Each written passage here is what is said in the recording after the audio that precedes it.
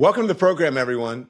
Support for the Don Lemon Show today comes from the Freedom from Religion Foundation. And look, you all know me. I take the Constitution very seriously. I grew up believing that freedom meant freedom for everybody, not just for folks who want to wrap their politics in the Bible and then call it patriotism. December 15th is Bill of Rights Day. And every year it reminds me why the First Amendment matters so much. Freedom of speech, freedom of the press, freedom from the government forcing religion on you. And right now, with Christian nationalism creeping into every corner of politics, those freedoms need defending. That's why I love what FFRF does. They've been out there since the 70s, protecting the wall between church and state, taking on court cases, calling out politicians who cross the line, and reminding this country that democracy only works when everybody's rights are protected. And they have got their season of reason going on right now from Black Friday through December 9th. You can get 20% off of FFRF merch, hoodies, mugs, all of it. And they're offering a 2-for-1 membership for new U.S. members. I actually love that idea. Join for yourself. Gift it to someone who believes in the same thing. Just go to ffrf.us/shop or text my name, Don, D-O-N, to 511-511. Standard text fees may apply because our rights only survive if we defend them.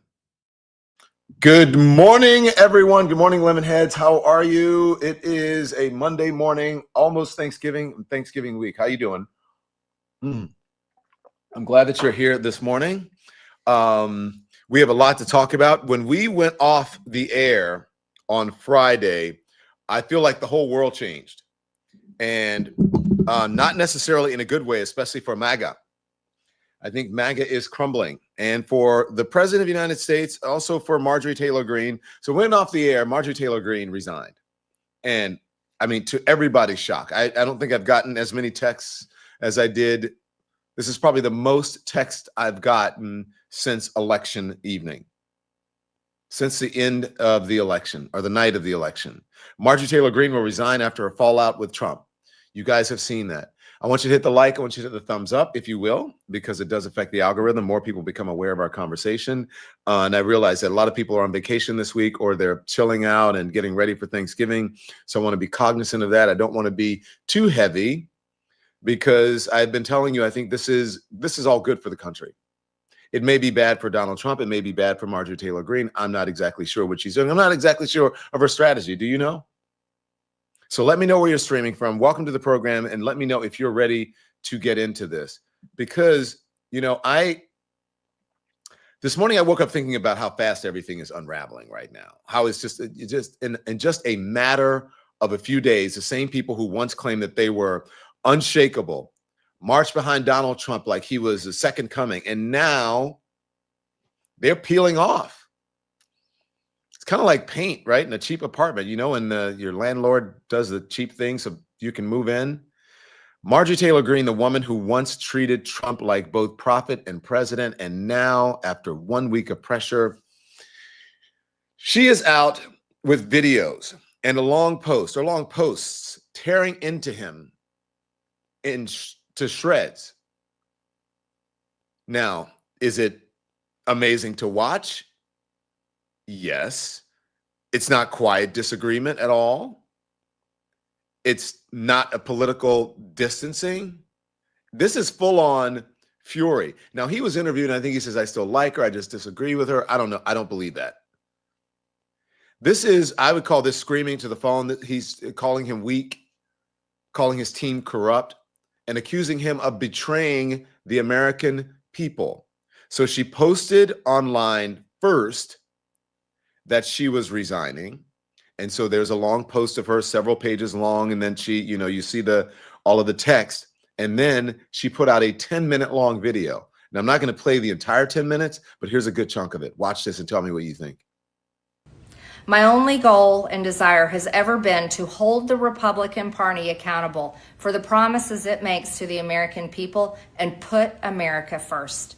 And I have fought against Democrats' damaging policies like the Green New Deal, wide open, deadly, unsafe border policies, and the trans agenda on children and against women. with that has brought years of non-stop, never-ending personal attacks, death threats, lawfare, ridiculous slander and lies about me that most people could never withstand even for a single day.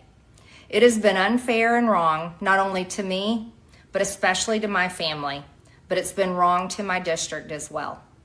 I have too much self-respect and dignity. I love my family way too much, and I do not want my sweet district to have to endure a hurtful and hateful primary against me by the president that we all fought for, only to fight and win my election while Republicans will likely lose the midterms, and in turn be expected to defend the president against impeachment after he hatefully dumped tens of millions of dollars against me and tried to destroy me.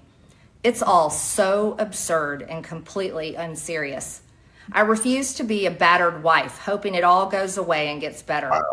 If I am cast aside by the president and the MAGA political machine and replaced by neocons, big pharma, big tech, military-industrial war complex, foreign leaders, and the elite donor class that can never ever relate to real Americans, then many common Americans have been cast aside and replaced as well.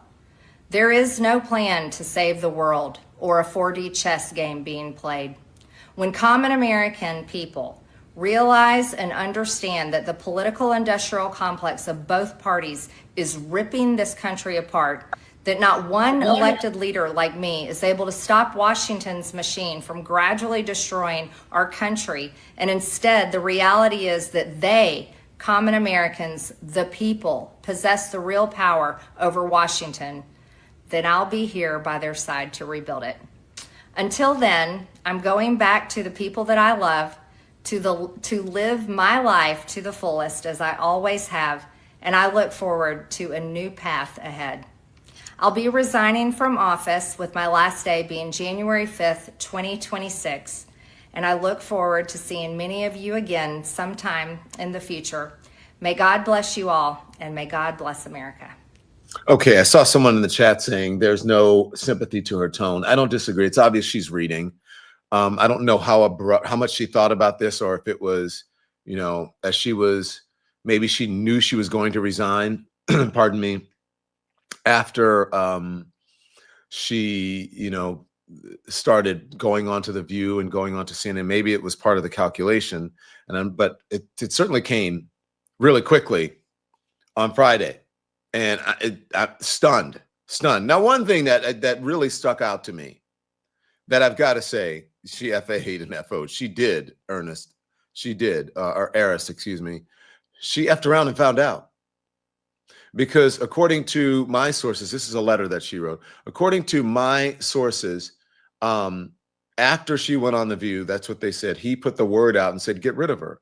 And so I don't know if she could withstand any of that. But she said, in the past couple of days that she has been the target of Donald Trump, and people could not withstand it at all. Marjorie Taylor Greene, where have you been? For 10 years now, Donald Trump has been targeting his political rivals, his enemies, people like me in the media, where our lives have been threatened. And I'm not making that up. That's fact. Where we have to have security guards and security constantly. Even now, we still have to have security. So I don't understand why as I said last week, okay, Marjorie Taylor Greene, you effed around and you find out, and now you're realizing how dangerous MAGA is.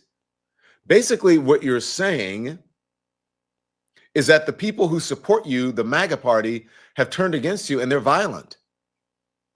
And you're worried about them. You have to have security and precautions because of your own people. Think about that. How long you have been a congressperson, how long you have been going against Democrats and Joe Biden, and you did not have to worry about those things, at least not to this extent. When I saw you in Washington, I did not see a horde of security around you. And now all of a sudden you go against the very president you support and the very supporters you supported. and now your life is in danger, is in jeopardy, and you have to have security. I mean, come on, that says it all. For years, you have been talking smack about Democrats, but I don't remember any complaints about security and feeling threatened, but now you do. Shocking. So, what is she up to? What does Marjorie Taylor Greene know? Who is she trying to warn, and who is she trying to protect? Is it because people like Marjorie Taylor Greene, they don't suddenly get a conscience? As one of my dear friends reminded me this weekend, she said, people who have been on the earth that long don't all of a sudden change. They don't suddenly get moral clarity. They only get more strategic. They get scared, they get concerned, and then they get to self-preserving. So we'll see. And that's what this feels like. Like the MAGA universe is suddenly realizing that the center of gravity that they built their entire identity around is collapsing. They can hear the metal buckling underneath their feet right now. They can feel the walls closing in and the press closing in on the voters and the voters closing in. Because let me tell you something. I'm gonna show you the approval numbers in just a bit. But here's Jasmine Crockett, I believe, explains this really succinctly about Marjorie Taylor Greene right now and the collapse, I believe, of the MAGA party. Here it is. You know what? Honestly, I was like, you've got to be kidding me. You're on the other side of the president for 1 week and you can't take the heat. Imagine what it is to sit in my shoes, to not only be on the opposite side of him, but to have people like her who are constantly fanning the flames of hate. And imagine what those threats look like when you literally are someone like me. But at the end of the day, I know that I serve the people of Texas 30. And so my job isn't to be there and necessarily do whatever is going to make the president not be on my back, but instead is to focus on making sure that I can push forward with policies that are positive for Texas 30. Well, there you go. Thank you, Jasmine Crockett. 150% right, Jasmine Crockett. And now she has the president on her back and she's all of a sudden concerned. Marjorie Taylor Greene, I believe, is reading the writing on the wall, and so is Donald Trump. When your approval numbers on the economy fall into the 30s, when 68% of the country says that inflation is getting worse, then there's a problem. Let's look at those inflation numbers that we have right now. The economy is getting horrible. I mean, is horrible. It's not getting any better. Put those up for me, Andy, so that I can read them, please. Thank you. Trump's policies are making grocery prices, and this is according to CBS YouGov poll. Trump's policies are making grocery prices, 65% say go up, 21% say not change, and 14% say go down. Now, I don't know who those 14% are and where they're living, but I would like you to give me some information so that I can tell people where to go buy the groceries that you're buying. Next slide, please. Prices in the last few weeks have been 58% going up, 31% staying the same, 11% going down. Again, I'd like to know where those 11% live, because I would like to go and get some of the prices that they're seeing, some of the products with those prices that are going down. 58%. Next slide. Trump's handling of immigration, which we'll talk about. 45% approve, 55% disapprove. The economy, 36% approve, 64% disapprove. This was Donald Trump's strong suit. And so was immigration. And inflation handling, 32% approve, 68% disapprove. These were all strong points for Donald Trump. So his approval numbers are in the 30s. 68% of the country says that inflation is getting worse. 65% say his policies are making groceries more expensive. 55% say they disapprove of how he's handling immigration. And when all of that hits at the same time, people don't get loyal, they get loud, and they start scattering. And that's what's happening with the MAGA movement right now. That's exactly where we are. So take a look at those numbers and absorb them, the numbers that I showed you. Prices are going up. People feel it at the store. They feel it at the pump.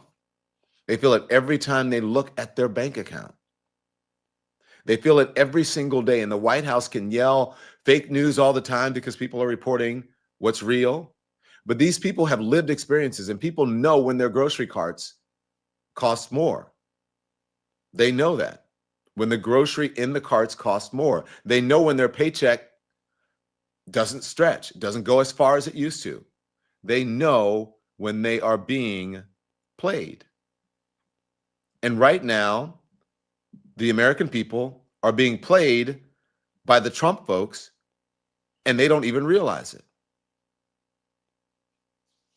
Scott Bessent was on TV talking about if you want to fix inflation, here's what you need to do, which is a ridiculous statement in itself. He's saying, hey, just pick up and move.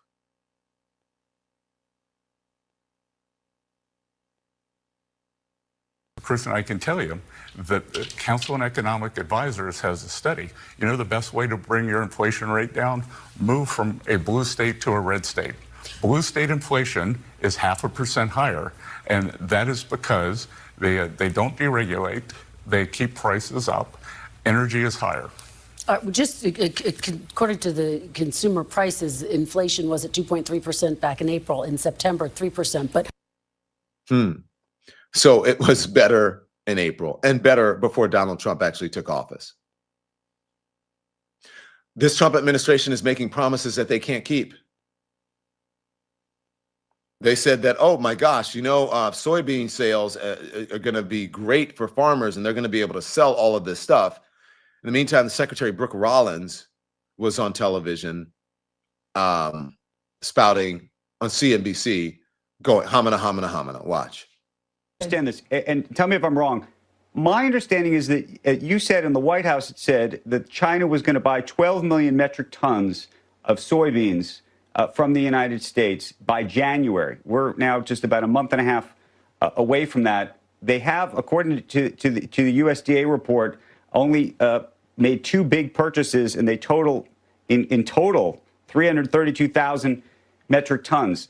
How is that pledge, if that is a real pledge, and China has not confirmed that pledge, going to be made in that quick a time? Andrew, thank you. We're actually about 1.5 million metric tons, but your point is still salient, right? That 1.5 million of 12 million, we've got a significant way to go. I know they are inking the deal this week or next week. Again, every sign is their commitment remains true, that they will indeed buy or purchase 12 million metric tons or put the order in. It doesn't mean we'll move 12 million metric tons by the end of December, but it means that those orders will come in according to their commitment and their promise to our president and to Secretary Bessent and to Ambassador Greer. So again, we have every indication that those will continue to move. Even if the purchase order comes in before the end of December, those will move early next year. Hamina, hamina, hamina. People know when they're being played. Come on. Don't you know when you're being played? They know when they are. And so now Donald Trump is lashing out at Democrats for basically telling people not to follow the law. We're going to get into that, and we'll get into that with some of our guests right after a word from our sponsors. Support for the show comes from Heat Holders. Now, let me tell you something. If you have watched this show long enough, you know that I run cold, and my family and everyone laughs because I always have a blanket hanging around or some thick socks or something like that.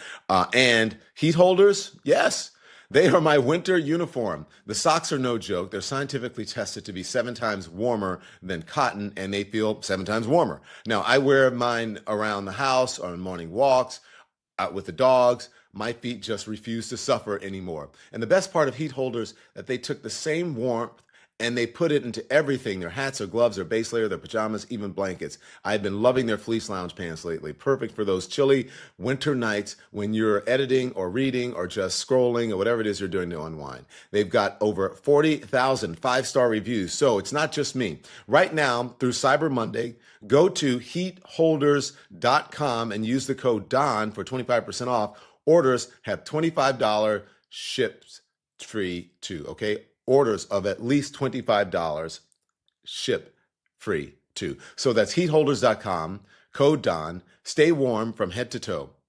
I know I do. The Don Lemon Show today is sponsored by Lean by Brickhouse Nutrition. And listen, this is 1 week of the year when even doctors do Black Friday. Brickhouse is having their biggest sale of the year, 30% off of everything.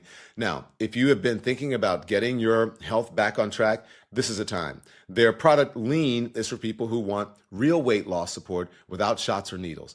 Doctor formulated, easy, and honestly, it works. They've also got creatine, which is creatine specifically designed for women who want to feel toned and energized without extra dieting or extra workouts. And Field of Greens, which is the only fruit and veggie blend actually shown in a university study to slow aging. Every product, sleep, collagen, gut health, 30% off. No hoops, no hidden catches. Just head over to brickhousesale.com. That's brickhousesale.com. One more time, brickhousesale.com, and get your 30% off while it lasts. Thank you to our sponsors, and welcome back to the program, everyone. Okay, so let's talk about a lot of this. I'm so glad to have these amazing guests today. Reese Colbert is a political commentator, best-selling author, and the host of the SiriusXM Urban View program. And Mike Nellis is a Democratic strategist, a former top advisor to Vice President Kamala Harris, and the author of the Endless Urgency Substack. Lady and gentlemen. Well, lady, I don't know about the gentleman. Welcome. Wow. Hey, Don. Hi, Mike. Let me Nice get to right meet in the middle of this. Okay, yes. How are you guys? Good. Good. I want to talk about everything, the economy. I want to talk about whether Democrats have backed Republicans into a corner with this don't follow lawful orders thing, because now Republicans saying, yeah, you break the law. I'm not sure. But I want to talk to you about Marjorie Taylor Greene. First of all, I know it's an odd person to play, but I want to play Nick Fuentes, and you're going to see what he has to say about it. Here it is. This is why I have mixed feelings about it. On the one hand, I stand with her in principle. If she's criticizing Israel, if she's criticizing foreign aid, if she's criticizing H-1Bs, if she's criticizing the GOP conference, in principle, I'm with her. And if she got punished for that, then I'm with her. The reason I'm actually relieved to see her go is because she is not a principled person. This is not a principled person at all. She is a craven political opportunist. She is an egomaniac. She just isn't that smart. And, you know, on some level, it's the more the merrier. The more people are saying the message, it's a great thing. But I think that someone like her, I don't trust her. I don't really see her as a viable leader. I don't see her as a leader of men because she is a woman. And I don't think that she actually really took a brave stand at any point in her career. I think that it was popular to support Trump when she supported Trump. I think that it was convenient to support McCarthy when she did that. And I think that when she took up the mantle of dissatisfaction with Trump this year, again, I think that's where the wind was blowing. And so I don't think she's very principled. You're muted, Don. Okay, so here's what I'll say. What the My hell? ears are bleeding. The MAGA part. I know. I mean, he was a MAGA stan, and then he kind of went against Donald Trump because the H-1B visa thing, all of that stuff. And now he is going against Marjorie Taylor Greene. I mean, but you're the political strategist, Mike. Explain to us what this is and why is Nick Fuentes kind of making sense right now, even though he's a bigot and. Well, let's not give Fuentes any credit in that. He did say that Marjorie Taylor Greene is not a leader of men because she's a woman. She's a woman, yeah, I know. And I don't know why these people, when they're pitted against each other, I have to pick one because There's an episode of Fresh Prince of Bel-Air where a bunch of different people are trying to make like mashed potatoes or stuffing, and they're trying to get the butler to tell them which one is best, and he goes, "It's a tie. You all lose." and that's how I feel right now. Like I don't really care about Fuentes. I don't care about Marjorie Taylor Greene. Like Taylor Greene is, I think, an opportunist. I think she reads the writing on the wall that the MAGA movement is falling apart, that the economy is in rough shape. That you sound like Nick Fuentes right now. Great. That's totally the comparison I want on your program. Except for the women part. Yeah, there you go. But Fuentes is a garbage human being. Like he clearly believes that women are second-class citizens. He's basically a white supremacist. Not basically, he is a white supremacist. So I have nothing for either of them. Like they can both be gone. And Marjorie Taylor Greene's off to run for president, and it's going to be her and Tucker Carlson versus the JD Vance back wing of the party. That's what it is. Do you think she's going to run for president? Oh yeah. Yeah, I think. Well, based on what my understanding is, she wanted to run statewide in Georgia for governor, for Senate. Party stopped her. She hates Johnson. Yep. She sees the polling. She sees a lane where Trump and MAGA might fall apart here, so she's going to try to claim her part of it. Maybe it'll work. I don't know. But not governor of Georgia, and not. I think it's going to be governor of Georgia, senator. I mean, it's a stretch for president of the United States. I mean, why would you resign to do that though? I think by the way, she's resigning just in time for her pension to come into effect. By the way, right. Timing on that is incredible. Which I'm not even shitting on her for doing that. I actually sort of admire that. I think we all would do that. She's basically quiet quitted Congress. Yeah. Would you, just real quickly before I get to Reese, were you surprised on Friday when you got the alert? Yes. Yeah. I was surprised that she was quitting. Why? I didn't think she'd walk away. I felt like she wanted to be in the show so bad, but she probably feels like now she can get more attention. I mean, for God's sake, she was on The View like 2 weeks ago. Yeah.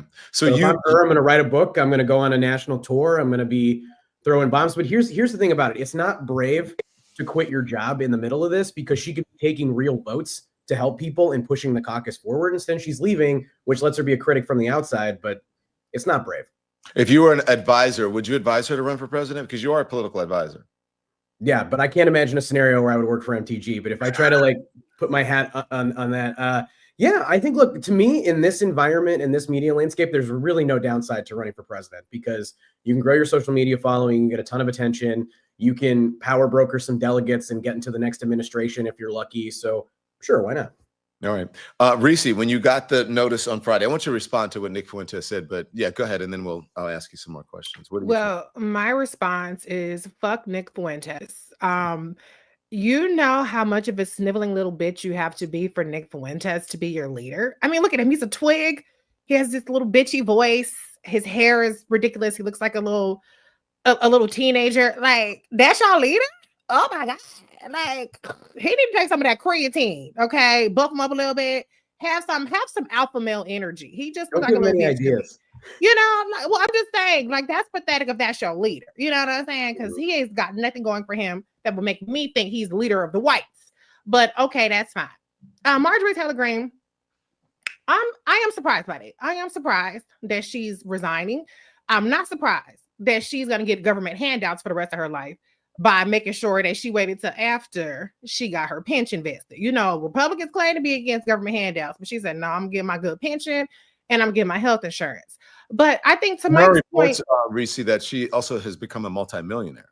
I can believe that. All that. Oh, today is a good day to buy this stock. Today is a good day for that. That Donald Trump was doing. I'm sure she was in on that. But I think to Mike's point, she could have been there to take tough votes. You know, this is a very narrow Congress. And so we saw how the gang of rascals, when Kevin McCarthy was the leader, extracted concessions and did all these kinds of things to disrupt Congress. They have the numbers if they wanted to do something similar and make Mike Johnson get a backbone. And so her bowing out is cowardice. It's convenient. If she were to run for office, then now she doesn't have the weight of having all these anti-Trump votes under her belt. She'll say, well, I voted with Trump 100% of the time and yada, yada, yada, bullshit. And she still gets to run as like a batshit crazy right-wing Republican without having to have any kind of political skin in the game. And so I think she's going to play both sides. She's going to try to rehabilitate her image. That's what she's been doing, trying to temper it down a little bit. But at the end of the day, she was always an unserious person. She was never serious about legislating. She was never serious about improving the lives. She's always been an attention whore, and that's all she's going to continue to be. Well, sayonara. Well, I saw the thing, and she said, you know, I voted against this trans takeover, and there are a couple of things, and I'm like, well, that's not that's not where the country is, which makes me, think that if she wants to be president of the United States, I'm not sure all of this is going to work. I don't think that same playbook is going to work this time, Reese. I don't know. Well, there's no chance in hell she'll be president, Chad. That's delusional. If that's what she thinks, that's delusional.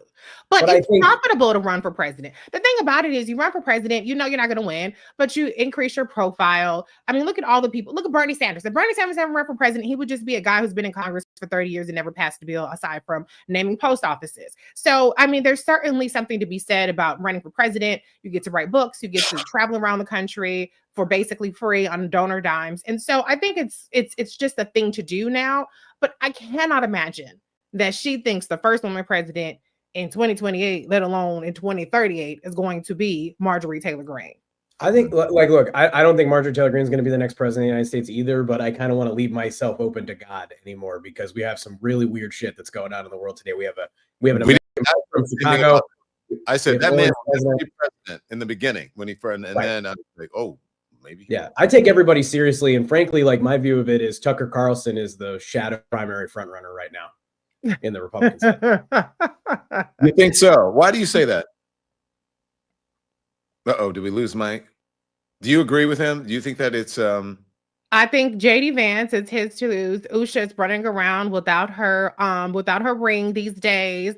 They've already soft launched him and Erica Kirk potentially being a thing. So if he gets rid of his Indian wife, because we know that the Republicans do not play with that, Vivek, they told Vivek go to hell. Then I think he's the front runner. And I'm not encouraging him to do that. But I'm just saying, I think the writing's on the wall that he's making the steps that he has to make to be the torchbearer for the Republican Party in 2028. Do you think that we discuss every day when we have our editorial calls? We have twice a day, we have editorial calls.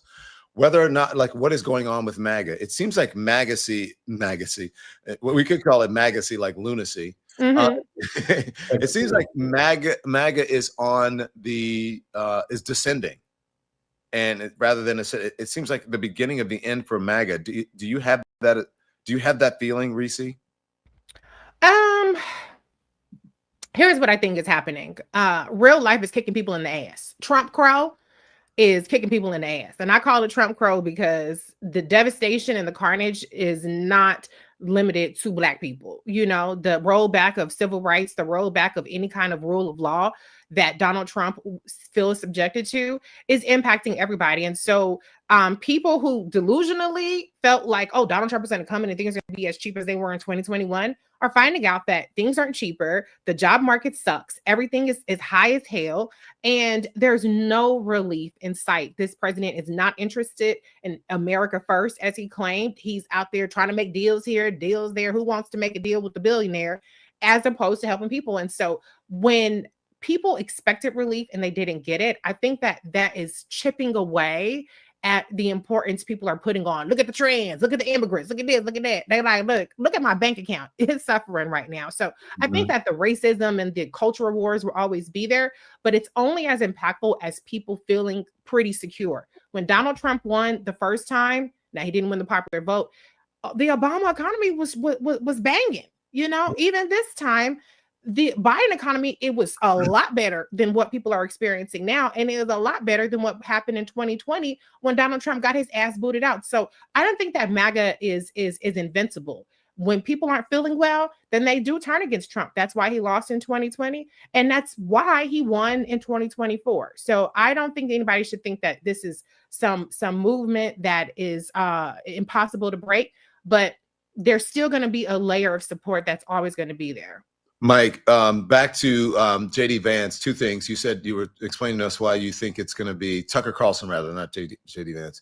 Yeah, well, I'm just watching. Oh, sorry. Yeah, and also there are folks who are saying MAGA is in the middle of a rebrand right now. But go on. Yeah. Well, look, I think a lot of news, like folks in the media and folks in political strategy, make the mistake of assuming that these electoral coalitions that get put together are going to last forever. And if you go back to Obama's victory in 2008 and 2012, people were like, wow, Democrats are never going to lose a presidential election ever again. And 8 years later, we elected Donald Trump with a new coalition.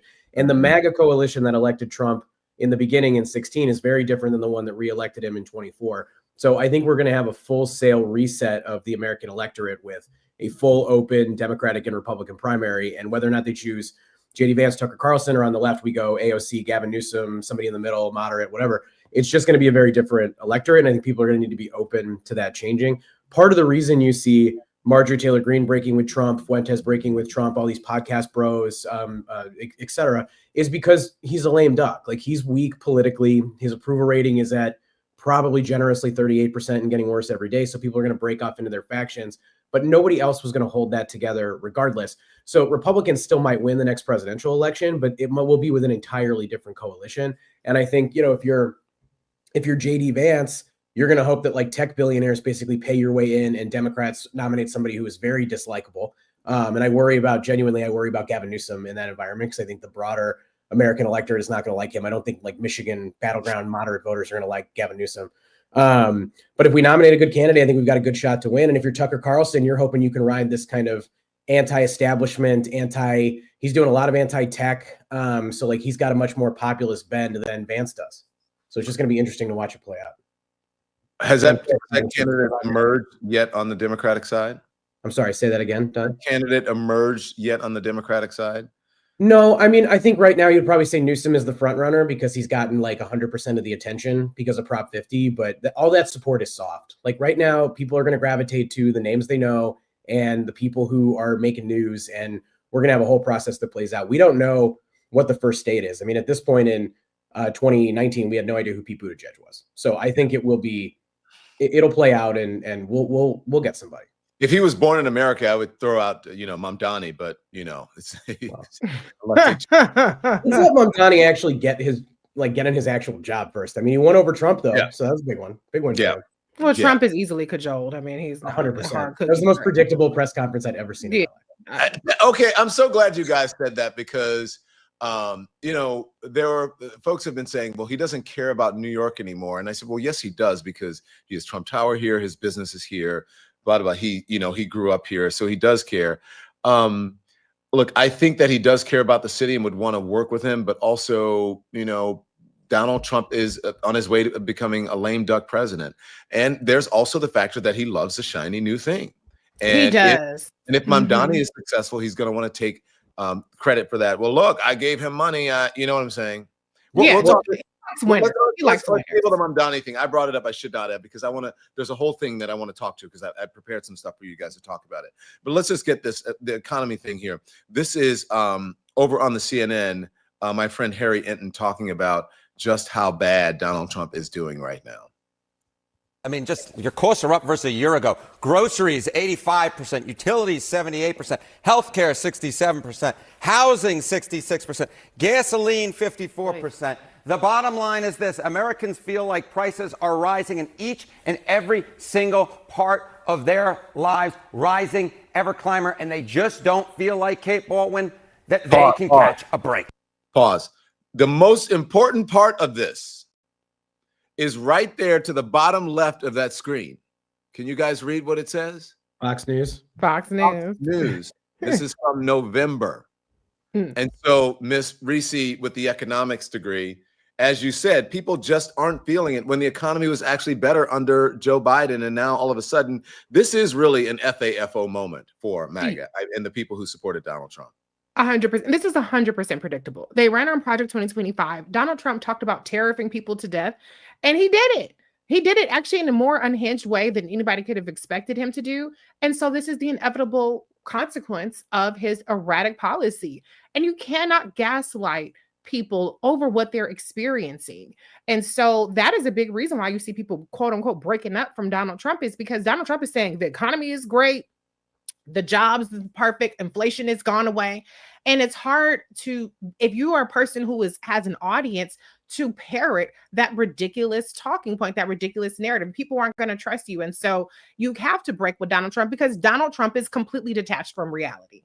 Yeah. Mm-hmm. And if you look at, honestly, Mike Nellis, if you look at Marjorie Taylor Greene's, what she wrote on X before she posted that video, she basically says that. She basically talks about prices and that, saying that Donald Trump is betraying the American people. No matter which political pendulum swings, she says, no matter which way the political pendulum swings, Republicans or Democrats, nothing ever gets better for the common American man or woman.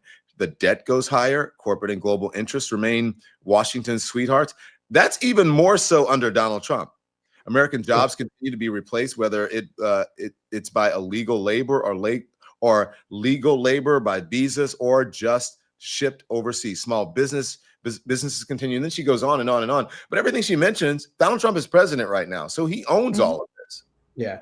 Well, and Don, by the way, I have to drop at the end of this answer, so I apologize. But I think that Donald Trump was elected because he promised to lower grocery prices on day one, and he hasn't done that. He's just made it dramatically worse, and he's pissed away the last 10 months of any goodwill that he had with these tariffs, with the fact that he's denying that there's any inflation. The number of times I've heard him say, I don't want to hear the word affordability. There's no inflation in this country. I solved the inflation problem. Like, I'm sick of that shit. And I think the American people are too. Now, compare that as well to he's profiteering, and people are aware of that. He's building a new ballroom for himself. He's throwing lavish Great Gatsby-esque parties at Halloween. Like, if you're the average American, like 80% of Americans are getting screwed. And by the way, there's no problem that America has today that didn't exist before Donald Trump took office. He's just made everything dramatically worse. Like, the economy was not that great under Biden. It wasn't like this, but it's really bad right now. And the job market's even worse. And he can't even acknowledge the basic reality of it. You can't gaslight people into believing that the economy's strong when it isn't. You just can't.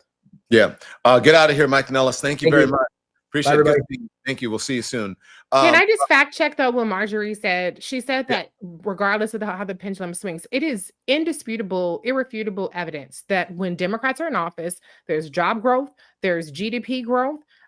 People are doing much better. Wages went up. There were at least 12 metrics that were measured between Donald Trump's tenure and the Biden-Harris tenure, and I believe 10 of those things had improved to even measuring pre-pandemic metrics in terms of the economy. And so it is absolutely untrue. And Republicans would love for people, and they've been very successful at convincing people that it doesn't matter who is in office. And I think that Democrats have issues where they could be better at, but the evidence is clear that this country is better off under Democratic leadership, period. Economically better off. It is. Okay. Economically and healthcare wise. Yes. Reese, I want you to stand by.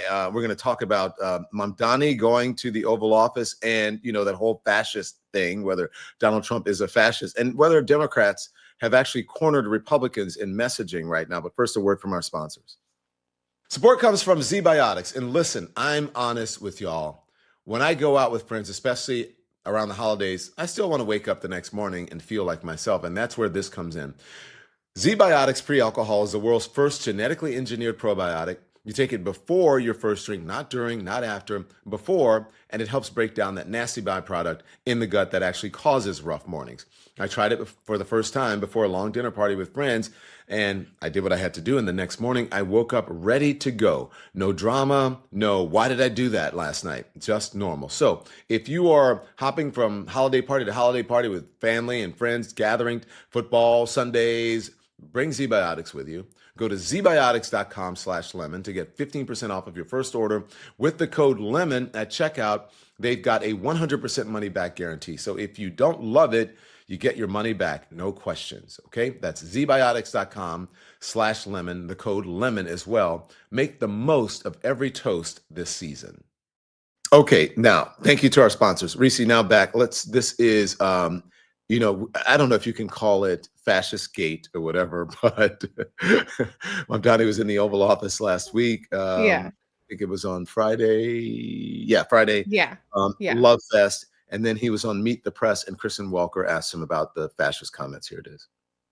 In that press conference with President Trump, a reporter asked you whether you believe that President Trump is in fact a fascist, a word that you've used in the past. You were about to answer. Then President Trump sort of jumped in and he said, quote, "That's okay. You can just say yes. It's easier than explaining it." So, Mr. Mayor-elect, just to be very clear, do you think that President Trump is a fascist? And after President Trump said that, I said yes. And so you do. And that's something that I've said in the past. I say it today. And I think what I appreciated about the conversation that I had with the president was that we were not shy about the places of disagreement about the politics that has brought us to this moment. And we also wanted to focus on what it could look like to deliver on a shared analysis of an affordability crisis for New Yorkers. You've also said in the past that President Trump has engaged in a, quote, attack on our democracy. You've called him a despot. Do you still believe President Trump is a threat to the democracy? everything that I've said in the past, I continue to believe. And that's the thing that I think is important in our politics, is that we don't shy away from where we have disagreements, but we understand what it is that brings us to that table. Because I'm not coming into the Oval Office to make a point or make a stand. I'm coming in there to deliver for New Yorkers. And a few weeks ago, I was asked by a reporter 3 words to describe myself. I said, New York City. And that's what animated that conversation. How do we deliver for the people of New York City? I think that some of your supporters would be curious to know. You say you stand by. Can we pause? So thank you. So the thing was, he did say yes, but it was after Trump said he was going on to explain it, and Trump just said, just say yes, it's easier. Yeah. So Trump actually helped him. I'm not sure where he was going to go if Trump had not jumped in. That's how I remember the original soundbite, that him actually saying it. Yeah, I mean, he was probably gonna say yeah eventually, but I mean, Donald Trump has no shade. He don't give a damn. So yeah, go ahead, just say it. I don't care, like whatever. You know, Donald Trump is shameless. He does not give a damn about the rule of law. He's already said that, you know, basically he will tell people whatever he wants to tell them, and the courts can't stop him. So I think Mom Donnie, I think he did well, but I don't believe for a second that Donald Trump is a difficult person to have an exchange with. He didn't have his little pit bull JD Vance there. You know, it might have been different if he had some of his little show off, some of his little pets to try to have a moment. But when you have Donald Trump one-on-one, he's a lonely old man who's desperate for attention, who's desperate for popularity. He likes winners. Mom Donnie is a winner, and he's a New York City winner, which makes him even more of a premium in Donald Trump's eyes. So as much as he might want to bluster about, you know, whatever he's called him, communist, this, at the end of the day, Donald Trump wants acceptance, even from a person that he has denigrated over and over again. And this is something that Vice President Kamala Harris wrote about in her book, about how he's totally different behind the scenes. So I'm not surprised at all that Mom Donnie charged him. And I would hope that the media would stop asking Democrats, well, do you still stand by what you said? Of course. Why wouldn't they? Has Donald Trump's behavior changed? When Donald Trump's behavior changes, then it's fair to ask, hey, do you still feel this way? But as long as he's still defying court orders, as long as he's still doing these boat strikes on the Caribbean waters, as long as he's still calling for military plans to invade Nigeria, then you damn right, he's still a fascist in my eyes. Yeah. So Donald Trump has called on, once again, repeated his calls to jail Democrats for sedition, and also, you know, intimating more in the original posts, which had happened to Democrats. This is Mark Kelly responding to the sedition threats. What the president said is very serious. I didn't think he would step over that line, calling for the execution of members of Congress. And his words carry tremendous weight, more so than anybody else in the country, and he should be aware of that. And because of what he says, there is now an increased threats against us. I'm not going to get into, you know, details on my personal security, but as the husband of Congresswoman Gabby Giffords, I understand what political violence is. The president should as well. Just like Gabby, somebody tried to assassinate him, and he should understand that his words could have serious consequences. And here is Alyssa Slotkin responding to the similar thing. Argue that one of the things that he's been doing by repeating it and talking about it is trying to distract us from the big stories of last week, which were the Epstein files and then the economy. And I took note yesterday at 9 o'clock at night. He's tweeting that there's no inflation, the economy is the best it's ever been. It was kind of amazing considering that the American public isn't stupid. It actually reminded me of Joe Biden, right? Joe Biden tried to tell us for a year that the economy was great. Now this president, who ran on lowering costs for Americans. But you changed the subject with that video as well. That's good. What do you say to that? How do you respond? Why are you talking about Joe Biden all this? Like, Joe Biden is not in office, and guess what? The economy was unequivocally better by every metric under Joe Biden. This is where Democrats be fucking up, because you have Donald Trump calling for your head, and you got to draw some false equivalency about some old shit. So that was dumb. Her and her Bob need to get on brand, get on message, and focus on Donald Trump. But Donald Trump knows full well what he's doing. He understands the weight of his words. That's why he said it. Okay. He understands, to her point, he is trying to change the subject, but also he is trying to incite violence on these people. He wants this violence against these people. Donald Trump does not care about the Constitution. He does not care about the rule of law because his first order of business was pardoning the January 6th insurrectionists. Okay. He was, before he became president, under indictment for dozens of crimes related to inciting an insurrection, related to not following the law in terms of classified documents, in terms of trying to find the votes in Georgia.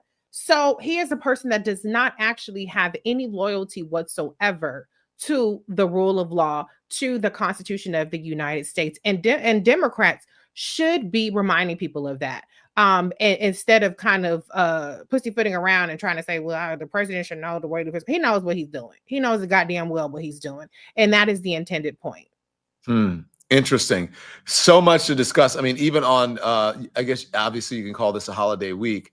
But if you look, I'm going to put this up in a minute. So you have that. And then you have Doge has been dismantled after all that breaking news. The Department of Government Efficiency has been shut down. This is why I say that MAGA is in shambles. That's why, I mean, come on.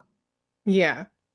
Well, here's the thing. All the firings and you know, disrupting people's lives and their money and you know what I mean? That people don't have a job because of it. And it didn't save any money.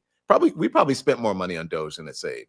Absolutely. But, you know, Doge was a data mining exercise for Palantir to get contracts for Elon Musk and to basically compile dossiers across different agencies. So under the pretext of government efficiency, you had teenagers, hackers even, some with alleged ties to foreign nations, getting access to information that you would never have a singular agency or a small group of people have access to. When you have a clearance in the United States government, a top secret clearance, there is still a need to know. So having a clearance does not give you unlimited access to agents, to the Social Security Agency and to administration and to you know, all these records. And so, yeah, they've mission accomplished. They got our data.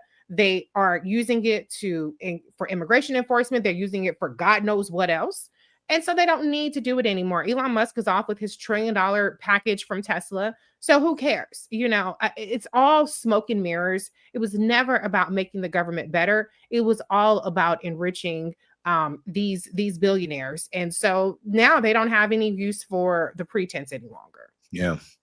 Well, very interesting. We put up our own poll, and our own poll shows it says that 94%. So grocery prices in the last few weeks have been, and this is according to the Don Lemon Show, 94% of our respondents say going up. 5% say staying the same, and 1% going down. Wow.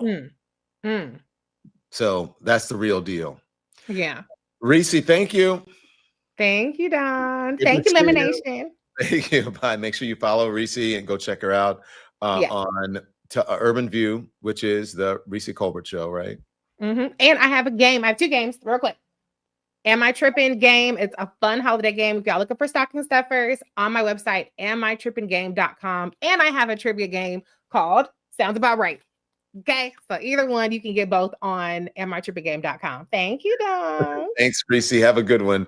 And thank you, everybody, for watching. If you want to know anything about the show, go to donlemon.com and you can find out anything about the show. Make sure you subscribe, okay? Hit the like and hit the subscribe. It's really important for our viability out here. Try to ease you into a Thanksgiving week. I hope you're having a great beginning to the holiday season with your Thanksgiving.